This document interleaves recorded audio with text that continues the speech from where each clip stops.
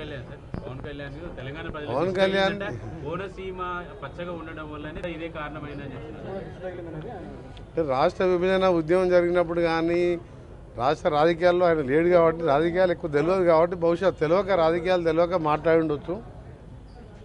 కోనసీమ గురించి తెలంగాణ ఉద్యమం జరగలేదు, తెలంగాణ రాలేదు. హైదరాబాద్లో వచ్చిన ఇన్కమ్ కానీ ఆంధ్రప్రదేశ్ ఏర్పడ్డ తర్వాత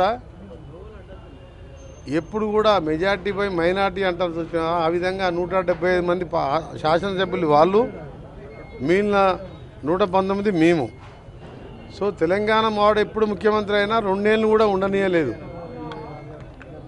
ఆ విధంగా హైదరాబాద్లో వచ్చిన ఇన్కమ్ కానివ్వండి,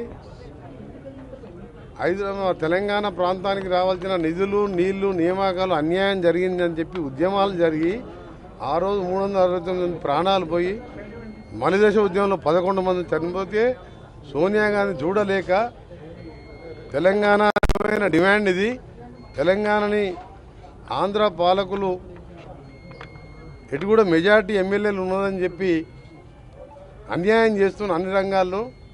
ఉదాహరణకి ఒకటే చెప్తాం మీకు, నేను ఒక తెలంగాణ ఉద్యమకారునిగా తెలంగాణ కోసం మంత్రి పదవి వదిలిపెట్టిన వ్యక్తిగా నేను చిన్నప్పటికే ఎన్ఎస్వై యూత్ కాంగ్రెస్లో ఉన్నా, రాజశేఖర రెడ్డి ఉన్నా.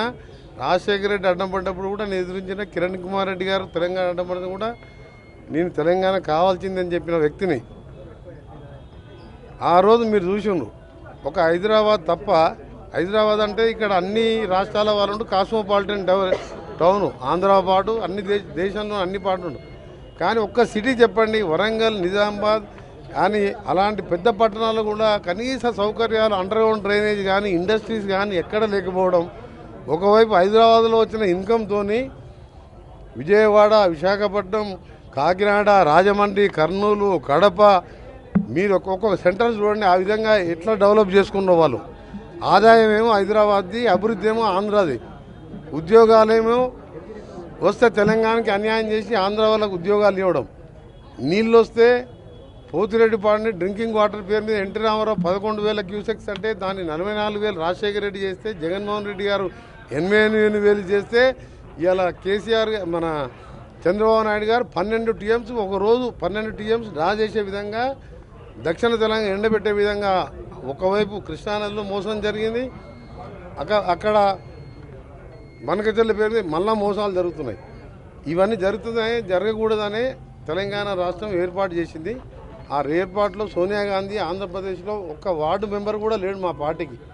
అయినా పార్టీలు ముఖ్యం కాదు, అన్యాయమైపోతున్న తెలంగాణని అగ్నికి ఆవుతైపోతున్న మాంసం ముద్దలుగా మారుతున్న పిల్లల చావులు మరణాలు చూడలేక తెలంగాణ ఇవ్వడం జరిగింది.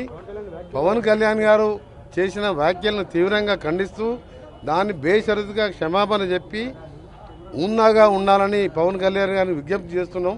మీరు మంచి ఉద్దేశంతో రాజకీయాలకు వచ్చిండొచ్చు, కానీ ఈ విధంగా మాట్లాడి దాదాపు 13 సంవత్సరాలు అయిపోయింది. తెలంగాణ 13 సంవత్సరంలో పడుతున్నది.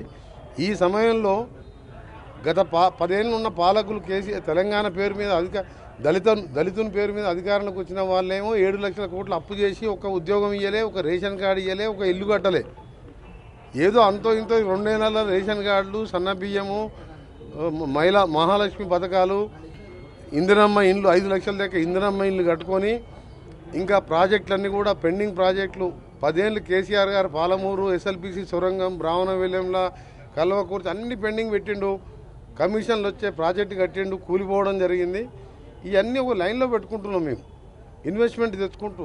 ఇప్పుడే దాన్ని మాకు 40,000 కోట్ల బకాయిలు మిగిల్చిపోయింది కేసీఆర్. ఏం మిగిల్చలేదు తెలంగాణ. 7 లక్షల కోట్ల అప్పులు, 40,000 కోట్ల కాంట్రాక్టర్ల అప్పులు, 9,000 కోట్ల ఉద్యోగుల పిఎఫ్ రిటైర్ అయిన వాళ్ళ పెన్షన్లు కూడా మిగిల్చిపోయిండు. ఇవన్నీ తీర్చుకుంటూ ఒక లైన్లో పడుతున్న ఈ సమయంలో మా తెలంగాణని అవమానపరచొద్దని పవన్ కళ్యాణ్ గారు బేషరతుగా క్షమాపణ చెప్పితేనే తెలంగాణ ప్రజలు క్షమిస్తారు.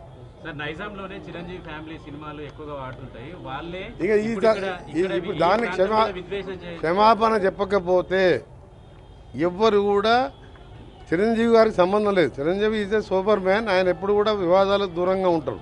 కానీ పవన్ కళ్యాణ్ కొత్తగా రాజకీయాలకు వచ్చి డిప్యూటీ సీఎం కాగానే తెలిసి తెలియకనే మాట్లాడిండో మరి కావాలని తెలంగాణ వాళ్ళని అవమానపరచాలనుకుండో ఏమనుకుండో కానీ దానికి క్షమాపణ చెప్తే